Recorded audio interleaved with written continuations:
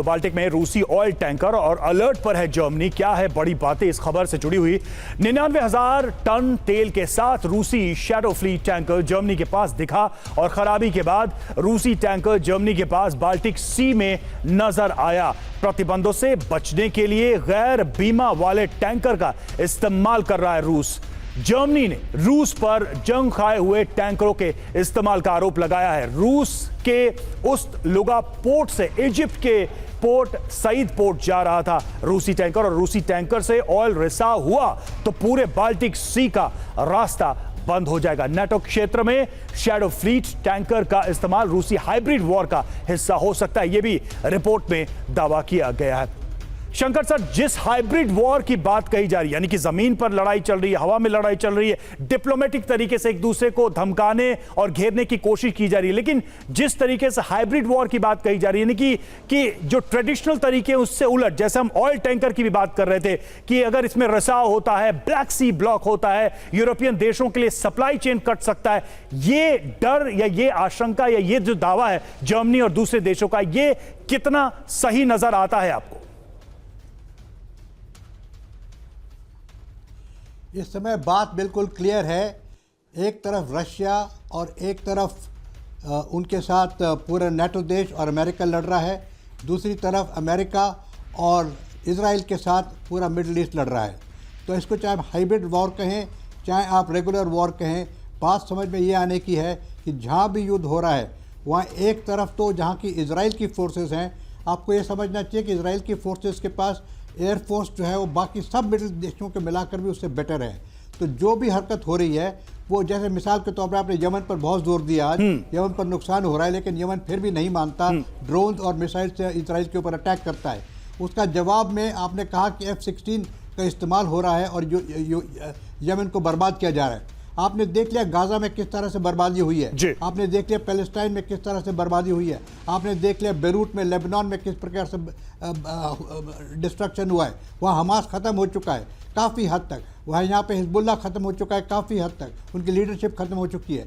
अब सिर्फ रह गया यमन। यमन के संग प्रॉब्लम यह है कि डिस्टेंस ज़्यादा होने की वजह से यमन के पास कोई ऐसा हथियार नहीं है सिवाय मिसाइल और ड्रोन्स के कि वो इसराइल के ऊपर कुछ कर सके। तो उसका जवाब इसराइल देता है एयरफोर्स से। अब एयर पावर जो है उसको, उसके अगेंस्ट उसकी कोई डिफेंस है नहीं। बातें करते हैं कि अमेरिका और यूके और इजराइल को मिला के उनके संग लड़ाई करने को तैयार है, लेकिन उनकी क्षमता क्या है वो क्यों नहीं समझ पा रहे कि technologically with respect to armaments कहीं ज़्यादा बेटर है, कहीं ज़्यादा सुपीरियर है, कहीं ज़्यादा पावरफुल है। No doubt. तो ये थोड़े दिन में आप देखेंगे, 2, 4, 6 दिन 10 दिन में कि यमन का भी वही हाल हो जाएगा। बिल्कुल, और यमन की तरफ से जो भी हमले हो रहे हैं वो कहीं ना कहीं एक बहाना दे रहे हैं इजराइल को, वेस्टर्न पावर्स को, कि वो बड़े हमले करें, वो सना पर और ज्यादा अटैक करें। और ये जो ताजा हमले हुए हैं फाइटर जेट्स के जरिए, ये उसी का एक बड़ा एग्जांपल है। और देखिए, यूक्रेन में जल्द हो सकती है नेटो सेना की तैनाती। एक और बड़ी जानकारी आपको दे दें, तैनाती को लेकर यूक्रेन से बात करेंगे ब्रिटेन के पीएम। फ्रांस ब्रिटेन बना रहे सैनिकों की तैनाती का प्लान।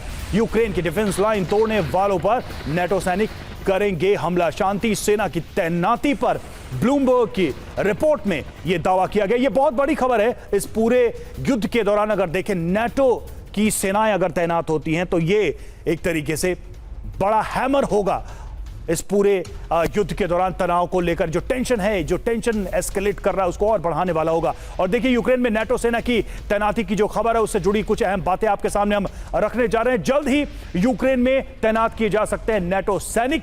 अपने यूक्रेन दौरे में सैनिकों की तैनाती पर बात करेंगे ब्रिटेन के पीएम। शांति मिशन पर चर्चा के लिए यूक्रेन जाने वाले हैं ब्रिटेन के पीएम स्टारमर, और यूक्रेन में अपने सैनिकों को तैनात करने की संभावना तलाश रहे हैं। ये फ्रांस और ब्रिटेन, ये दोनों देश अपने लिए स्पेस ढूंढ रहे हैं। यूक्रेनी डिफेंस लाइन तोड़ने पर रूसी सैनिकों पर हमला करेंगे नेटो के सैनिक। नेटो में शामिल होने की समय सीमा मिलने के बाद शांति सेना पर विचार होगा, ये यूक्रेन ने कहा। ब्लूमबर्ग के सोर्सेस से ये बात सामने आ रही है। तो कुल मिलाकर अगर देखा जाए कि नेटो की तैनाती, अगर नेटो सेना की तैनाती इसमें हो जाती है तो कहीं ना कहीं रूस ने जो एक रेड लाइन अपने लिए फिक्स कर रखी है वो भी पूरी तरह से ध्वस्त हो जाएगी। और देखिए, यूक्रेन से विनाशक जंग के मोड में रूसी सुरक्षा अधिकारी हैं। रूसी सैन्य और सुरक्षा अधिकारी की पूर्ण मोबिलाइजेशन की मांग की गई है। रूसी सुरक्षा अधिकारियों ने भी पुतिन से अपील की है और